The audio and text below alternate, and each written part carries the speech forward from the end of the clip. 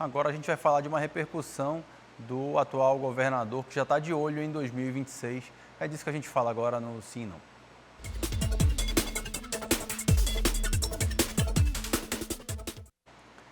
Obviamente que quando eu falo que ele está de olho em 2026, eu não estou falando de um outro mandato de governador do estado, até porque o Wilson já está no seu segundo mandato e não pode se candidatar novamente, mas tem planos, né, na política, tem planos de ser senador, pretende ser senador, quer disputar essa eleição, obviamente, e claro, para ser vai depender dos votos da população, e está tentando, digamos assim, neutralizar adversários para conseguir o que quer. Eu vou tentar explicar isso aqui para você da forma mais direta possível. O governador está sinalizando aí fazer uma espécie de mini reforma administrativa, fazer alterações em secretariados ali para abrigar novos aliados, abrigar peças importantes ali nesse jogo político. Ele tem alguns postos ainda que estão vagos, né, de uma maneira oficial. A gente lembra que houve aquela situação lá de Parintins, que culminou na exoneração do secretário de administração, do secretário de cultura e também do diretor-presidente da COSAMA, né? Esses postos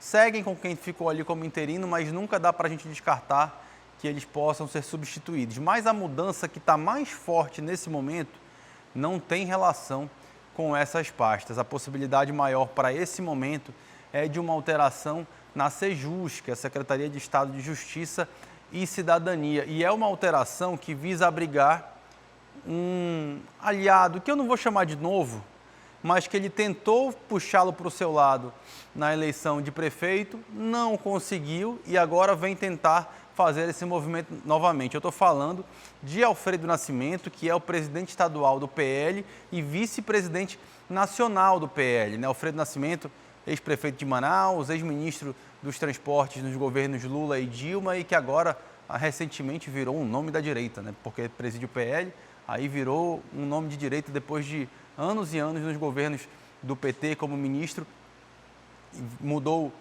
de espectro político, digamos assim, né? O Wilson tentou puxar o PL para o seu lado, tentou derrubar a candidatura de Alberto Neto quando este era candidato a prefeito, não conseguiu. E o que ele viu nas urnas? Ele viu o Alberto Neto, que ele não queria que fosse candidato, ir para o segundo turno, enquanto o candidato que ele escolheu, financiou, bancou, ficou em quarto. E agora, o que aconteceu? Quando a gente olha o resultado das urnas lá do ano passado, Alberto Neto cresceu muito politicamente, ganhou aquilo que a gente chama de musculatura política e é um nome muito claro de candidatura para o Senado em 2026. Ou seja, um potencial adversário de Wilson Lima e um adversário que divide esses votos de quem está mais à direita. Aí você vai ter Alberto Neto, Wilson Lima, Plínio Valério, né, falando só desses nomes que já estão colocados nesse cenário hoje, né? Então, qual é a intenção de Wilson Lima ao trazer Alfredo Nascimento para o governo? E eu estou falando de trazer Alfredo, não que Alfredo vá ser secretário, mas que um nome do PL indicado por Alfredo vá comandar essa secretaria especificamente, né? Ele não nega hoje que tem essas conversas e ele quer, obviamente, que tendo o PL no governo, o PL não consiga lançar Alberto Neto candidato. Ele hoje teve uma conversa com o André Alves, que assumiu o nosso Sim Não impresso lá do jornal A Crítica, uma conversa rápida, mas muito esclarecedora, porque ele não negou em nenhum momento que venha tendo conversas com o PL, disse que o PL será, inclusive, um parceiro muito importante para essa reta final de gestão. Lembrando, o PL não está no governo nesse momento, né? Então, quando ele fala que o PL será um parceiro muito importante, ele está abrindo as portas do PL, disse que o PL é um partido que está dentro do espectro e do pensamento que ele tem, alinhado com os pensamentos dele, né? Então, ele deixa bem claro que há essa conversa, né? Ele é questionado pelo André nessa conversa, que a gente não tem em vídeo, mas eu ouvi o áudio ali dessa rápida entrevista, se essa possibilidade seria de fato para ser JUSC. Ele também não nega, ele diz que o partido tem quadros interessantes, né, para ocupar, de repente, esse posto aí no governo.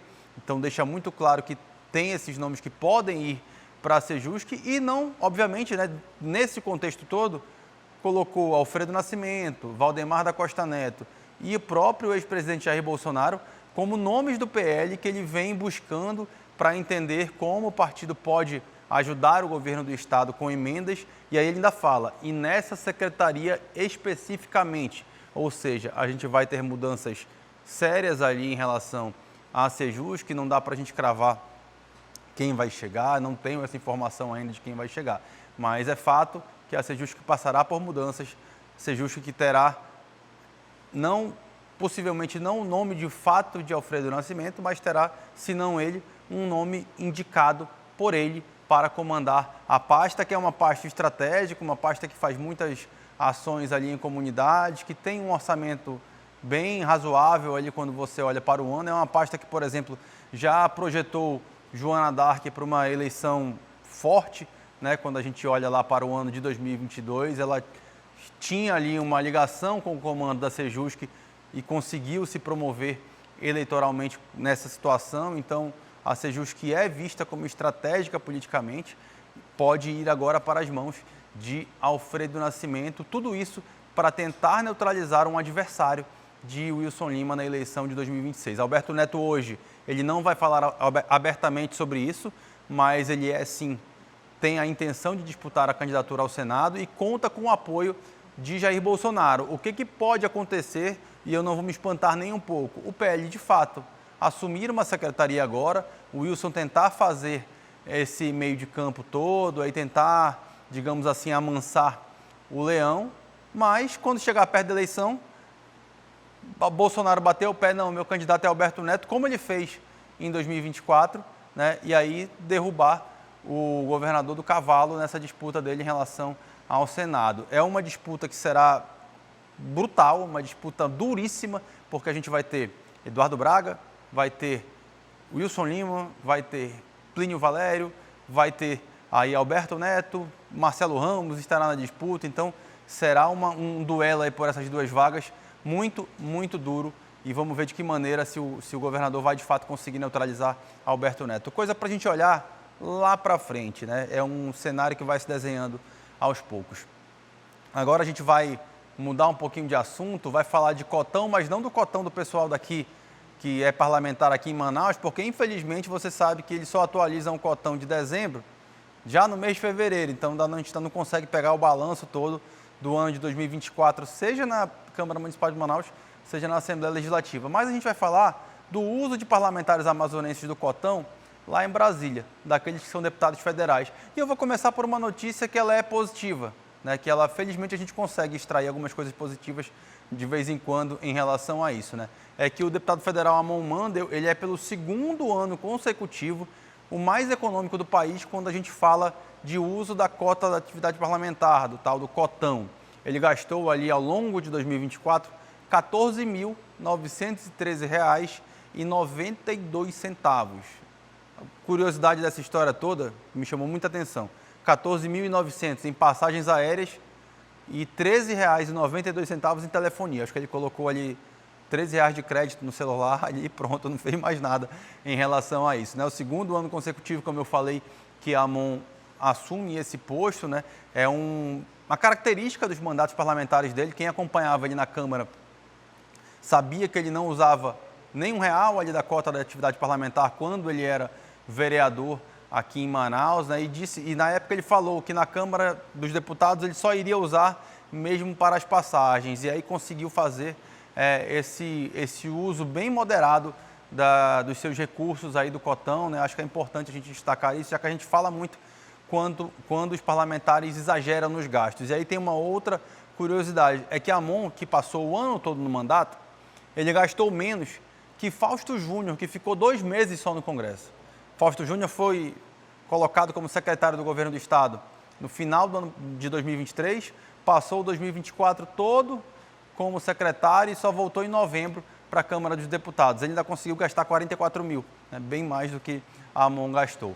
Né? Falei do destaque positivo em relação a Amon Mandel, mas a gente também, obviamente, tem destaque negativo, senão, né, a gente não estava falando dos nossos parlamentares aqui do Amazonas. Bora trocar a foto para mostrar quem é que foi o destaque negativo aqui desse momento, né, desse nosso levantamento. Estou falando do deputado federal Átila Lins, decano lá do Congresso Nacional, 8 mandatos, e parece que quanto mais fica lá, mais gasta, né? Porque tem aí um gasto de R$ 578.421,70 ao longo do ano de 2024. Foi o segundo deputado dos 513 do Congresso Nacional que mais gastou.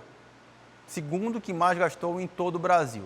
Só perde para um deputado que gastou 611 mil, né? A disputa ali é feia. Aí desse valor todo aí, desses quase 580 mil reais que a Átila Lins gastou, mais de 311 mil foram só em fretamento de aeronaves e outros 170 mil em passagens aéreas, né? Passou mais tempo no ar ali do que em terra, se duvidar, pelo tanto que gastou em relação a isso, né? Só dos parlamentares do Amazonas, só Átila e Silas Câmara gastaram mais de 500 mil reais. Silas gastou 511 mil ao longo desse ano. A maioria desse recurso, né, a maior parte desse recurso, ele gastou em divulgação da atividade parlamentar. Estou falando de um montante aí de 240 mil reais. A gente vai continuar acompanhando isso daí, trazendo todos os detalhes desses gastos do Cotão. Você sabe que a gente acompanha isso de perto. Vamos ficar de olho em relação aos vereadores e deputados estaduais. Assim que tiver esses dados no site, a gente vai trazer para vocês. Quer ficar por dentro de todas as notícias da programação de A Crítica? Então já se inscreve no nosso canal, ativa aí o sininho para receber todas as notificações e não perder nenhum conteúdo. E até o próximo vídeo.